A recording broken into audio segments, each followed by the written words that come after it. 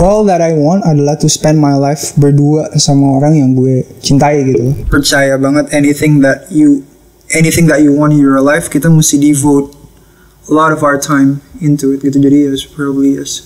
Tapi untuk saat ini ada nggak sih rencana untuk bikin lagu mengikuti tren musik lokal yang sekarang, atau mungkin lo masih pengen mencoba genre atau style lain yang belum populer di Indonesia? Nggak tahu ya, mungkin ada atau enggak, but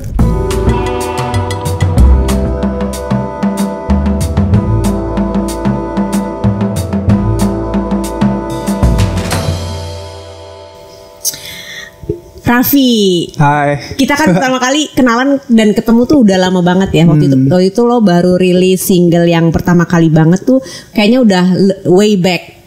Dari tahun berapa? 2010 atau 2012 sih? Apa kapan? Pertama kali banget. On my way here, gue inget-inget kita pertama kali ketemu tuh 2014. 2014 ya. Iya. I was 17 years old. Iya, masih umur 17. Masih SMA ya? SMA. Waktu itu mau release my first album gitu. Iya kan? And you were one of the first people that listened to the songs waktu itu. Thank you. Ya Allah, my pleasure. Iya, waktu itu Raffi tuh ingat masih kecil banget ya, masih 17 tahun. I was 17 years old. Iya. Yeah.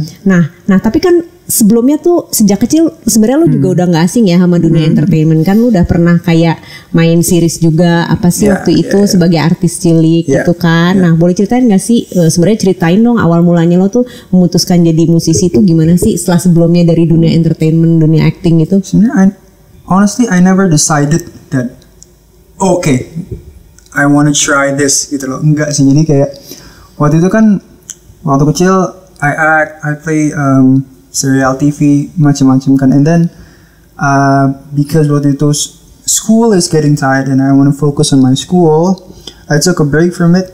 Abis itu aku sekolah musik, and then belajar gitar sama Mas Bontot waktu itu. Dan waktu itu homeworknya adalah he asked me to write a song. Dia bilang kalau misalnya if you want to be a better guitar player, you gotta write a song. You gotta know how to write gitu, basically. Nah, habis itu pas dengan itu mungkin I experience my first real love gitu, pacaran yang berkesan pertama kali. I mean, kita semua pernah gak sih? Iya gak sih, kayak kita semua pernah punya hubungan berkesan itu yang serius pertama kali. And mungkin I was so happy, aku mulai nulis tuh. Gue mulai nulis, and then ever since I write my first song, gue tahu I wanna be a songwriter gitu. Itu umur berapa? 17. Oh, benar umur 16. Ya. 16. Berarti umur 16 ya. Umur 16 habis itu lo juga udah mulai nulis-nulis lagu lo sendiri ya kalau gitu ya. Nah, dari SMA terus kuliah. Sejak masih kuliah kan udah berkecimpung di dunia musik ya. Dulu kuliahnya di mana sih, terus ambil jurusan apa? Kuliah di Institut Teknologi Bandung ITB, jurusannya Business Management, SBM ITB. Nah, terus udah gitu apakah menjadi musisi akhirnya menjadi pilihan karir utama lo? I would say it's where I spend 95 or 90% of my time gitu, karena gue percaya banget anything that you want in your life, kita mesti devote a lot of our time into it gitu. Jadi yes, probably yes. Tapi kalau misalnya ada profesi lain yang nggak berhubungan sama musik, apakah masih ada industri lain yang pengen lo explore? Of course, kayak aku ada beberapa usaha lain, project lain now, kayak I also work in marketing. Aku ada usaha keluarga juga, but my first and my true love is selalu di menulis sih sebenarnya. Aku kan maksudnya menjadi musisi kan banyak ya cakupannya, kita bisa nyanyi, kita bisa main, become a player, banyak banget. Tapi yang bikin aku pengen ada di sini selalu karena menulis sih. Jadi kayak I always had a deep and rather serious relationship sama songwriting sih. Jadi sebenarnya itu menjadi pilihan karir utama nggak sih pada akhirnya? Yeah, you could say that. Iya pasti. Tapi maksud aku pilihan karir utama tuh bukan yang mungkin kan kalau orang bilangnya karir utama berarti the one who you want to make money off from gitu kan. Tapi kayak buat gue pilihan karir utama sih maksudnya the one that I devote my life into gitu loh. That the one that I spend most of my time, the one yang aku kasih most of my dedication itu ya music and songwriting terutama. Ya. Nah, sekarang boleh nggak sih share tentang pengalaman berkesan lo sebagai musisi sejauh ini, apa aja sih tantangannya? Kalau menurut gue, karena ya tadi gue bilang, maksudnya yang paling gue cintai dan yang paling berkesan menurut gue adalah menulis. Jadi I think pengalaman berkesannya pasti sekitar menulis lagu sih, dimana kan gue kan nulis karena ada gue kan sering mikir ya, mungkin lo juga tahu ya. Jadi I had a lot of things in my mind and I feel a lot of things yang gue nggak tahu gimana cara nyeritainnya ke orang lain gitu loh. So yang paling berkesan adalah ngalamin my deepest and darkest thoughts slowly turning into songs. Terus habis itu setelah rilis lagunya didengerin orang lain, menurut gue itu salah satu magic yang paling addictive gitu, yang bikin pengen nulis terus tuh karena pertama you experience that process dimana pikiran lo berubah menjadi suatu lagu dan akhirnya bisa didengerin banyak orang. Menurut gue itu selalu berkesan sih, and it's always magical. Terus kalau tantangannya sendiri selama jadi musisi dari pertama kali banget sampai sekarang ini? Tantangannya ya pasti it has a lot of things with, and when you want to do music you're gonna do so many things yang sebenarnya nggak berkaitan dengan music gitu loh, ya nggak sih? Kita mesti tahu how to get the song to the listeners, kita mesti tahu cara memarketingkan diri sendiri, and marketing is always changing. Kayak sekarang, dulu pas mungkin 10 tahun lalu belum ada TikTok, belum, ya kan, kita mungkin bahkan masih digital streaming platformnya belum ada. Waktu itu when I first started, Apple Music baru banget launching dan kita masih mesti rilis CD waktu itu. Iya. Aku masih ngasih CD aku kan. Iya. I sent you my CD ke your office. It was a different time. So banyak hal di sekitar musik kita constantly changing and we have to keep up. We have to catch up gitu. Padahal kan as a songwriter and as a musician, pengennya kan fokus gue dan fokus kita kan pengennya dijagain our craft aja, di menulis aja, but we cannot do that gitu loh. I think challenge itu kali. Iya.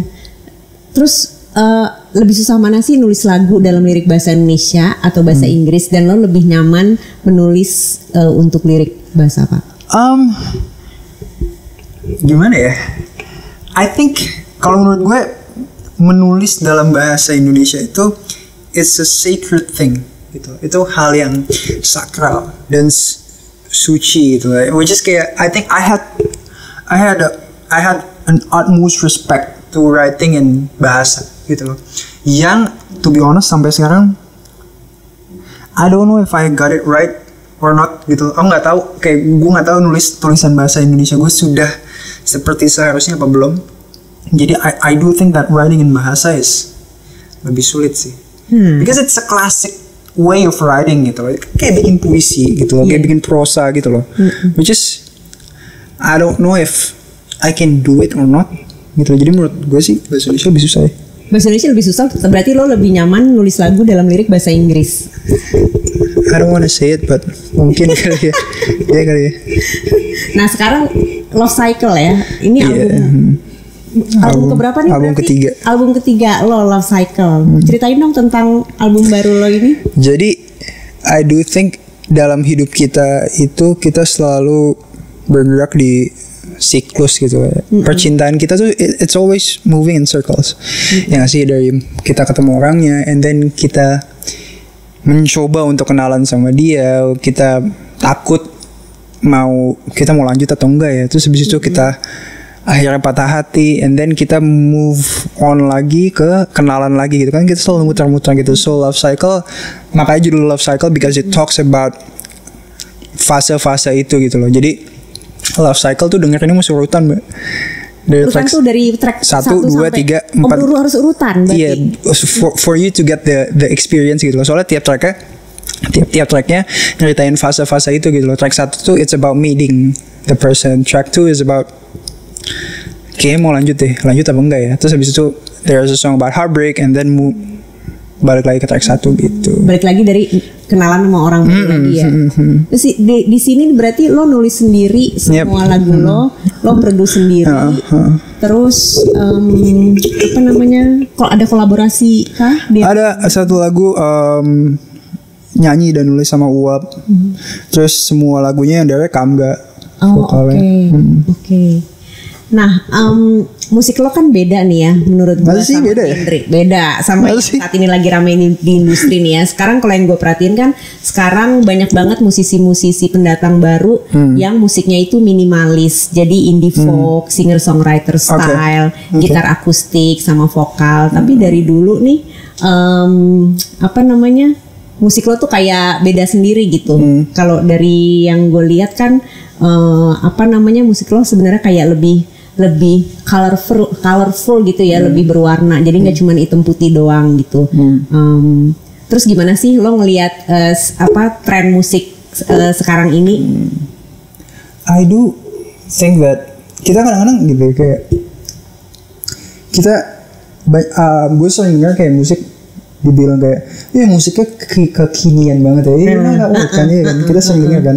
But to be honest, ketika kita bikin musik kita sendiri, kita kan selalu nyari the best form of music that represents ourselves as the songwriter kan, sebagai yang bikin musik.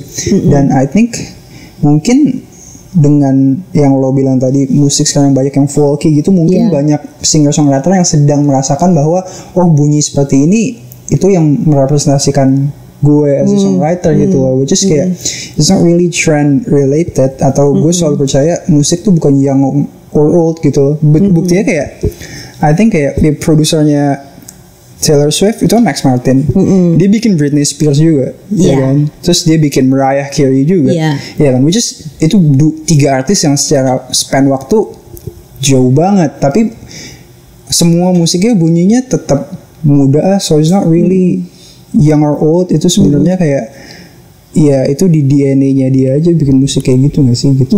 So I make my music seperti sekarang ini dan seperti kayak gitu mungkin because it's the sound yang menurut gue paling merepresentasikan gue gitu. Oke. Tapi untuk saat ini ada nggak sih rencana untuk bikin lagu mengikuti tren musik lokal yang sekarang, atau mungkin lo masih pengen mencoba genre atau style lain yang belum populer di Indonesia? Nggak tahu ya, mungkin ada atau enggak, but I don't know if I can though. I don't know apakah gue bisa melakukan itu gitu. Because at the end of the day, menulis itu nggak bisa bohong sih gitu loh. Kayak lo nggak akan bikin lagu yang nggak relate sama diri lo sendiri as a songwriter gitu loh. It cannot lie gitu loh. Or at least menurut gue, at least gue belum bisa bikin sesuatu yang gue nggak, kayaknya tidak. I don't want people to benchmark me dari itu gitu loh. Kayak nggak mungkin gitu loh. I don't know if I can. Kayak nggak deh. Kalau genre yang lo suka tuh sebenarnya apa sih? I like electronic stuff, and then I like blues music. Aku suka banget John Mayer. Gue suka banget dari dulu kan ya.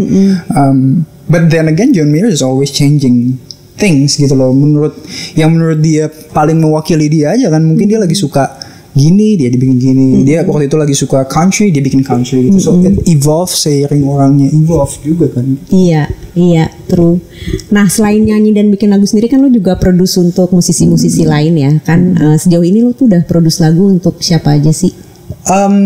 Yang baru rilis ada Aziz Hedra, judulnya Lover. Terus waktu itu gue juga bikin buat Amanda Sessa.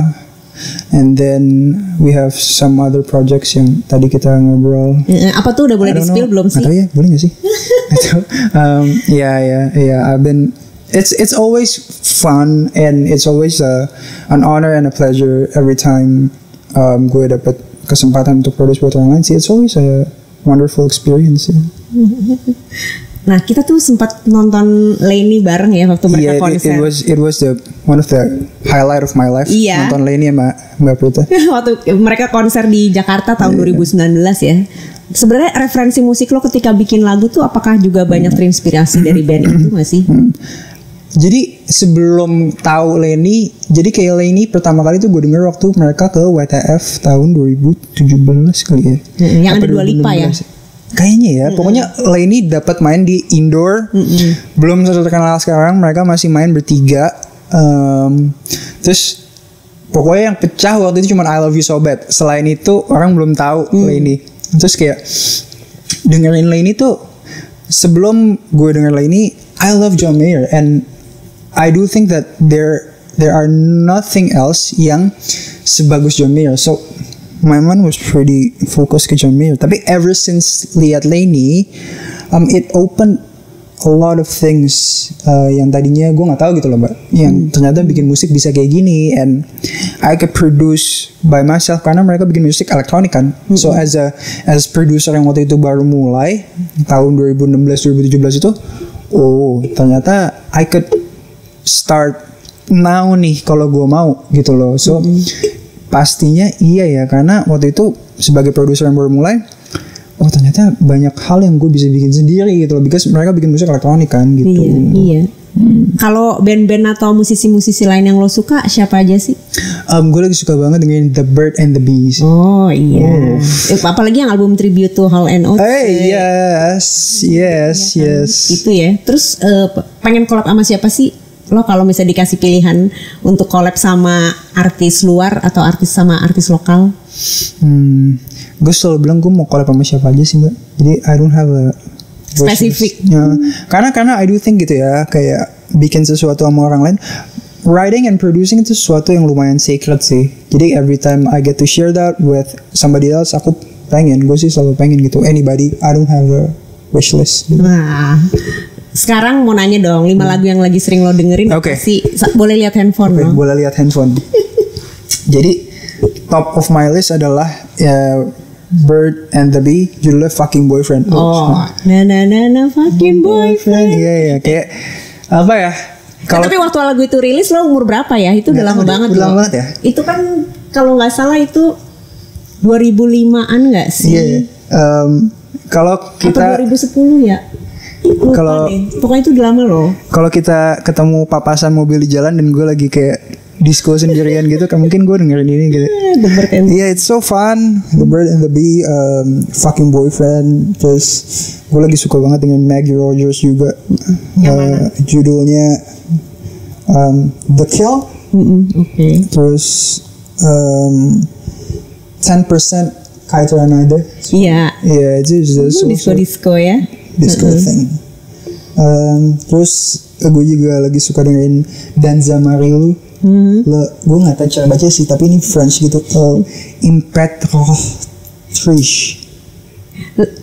Iya itu. Danza Marilu. Terus gue lagi suka dengerin Insecure, Tomish. Oh tetap ya Tomish. Tomish btw dia adalah diehard fan of John Mayer. Oh iya. Yeah, that's why mungkin waktu itu pas pertama dengerin Tomish, kayak I think I like this because kayak dia tuh kayak diehard fans of John Mayer btw. Terus satu lagi adalah I would say, I love this. Judulnya Leave It on the Dance Floor, lagunya Hope Tala. Itu keren banget ya. Tiba-tiba beda sendiri di antara di antara rilisan dia yang lain kan. Di antara rilisan yang lain dan di antara yang pada lagi keluar di eranya dia saat itu. Iya, itu seru sih. Itu seru. So kalau gue boleh rangkum, musiknya Raffi tuh kayaknya influence-nya agak banyak ya. Kalau dulu gue pertama kali of course pertama John Mayer. Abis gitu I thought the world was small. Iya, abis itu tiba-tiba Troye Sivan. Agak-agak gak sih? Iya, awal-awal ya Troye Sivan awal-awal. Soalnya suka dengerin Lenny kan. Iya. Abis itu Lenny, abis Lenny kayak Lauf juga agak begitu juga ya. Because gitu sih, as producer yang baru mulai, musik-musik mereka tuh ternyata kita bisa loh bikin musik today kalau kita mau gitu loh. Soalnya it's actually very very accessible gitu loh. Kita bisa mulai sekarang gitu loh. Mereka kan juga mulainya kan sendiri gitu loh.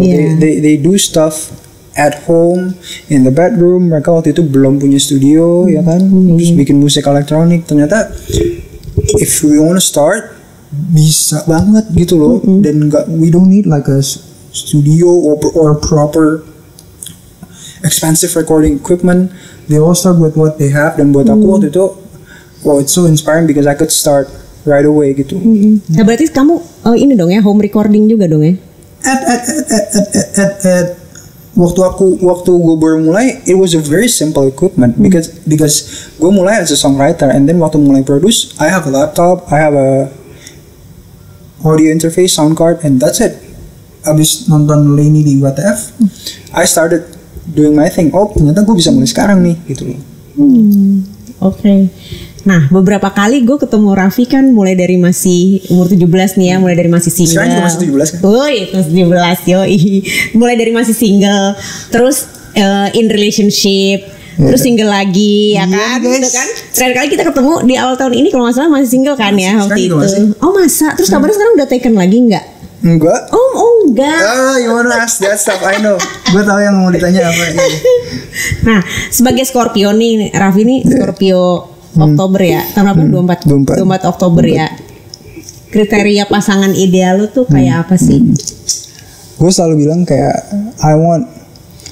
all that I want adalah to spend my life berdua sama orang yang gue cintai gitu.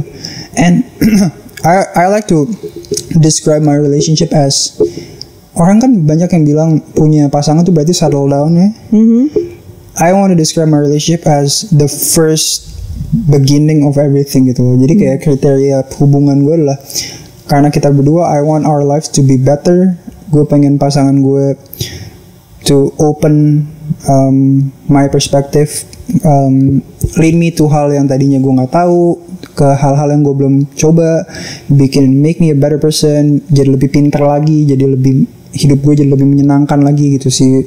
So in short, maybe I would like my future partner, my future girlfriend to be full of life gitu, instead of making my life lebih tidak menyenangkan dan tidak lebih baik gitu. So it's full of life sih. Full of life ya. Yeah. Hal-hal kayak apa sih yang lo nggak suka ketika lo sedang dalam sebuah relationship? Apa ya? Mungkin ini relate banget sama Scorpio ya, but like I agak-agak it kind of turn me off with when somebody is not really loyal. Yeah, because I'm all in for monogamy. Jadi ceritanya Syahrafi ini ya, setia ya? I like to pride myself into kayak, I take pride in it gitu. Iya sih, harus dong. Enggak harus, tergantung preference kalian aja. Tapi for me kayak, I take pride in hal-hal yang kita dapetin berdua gitu loh.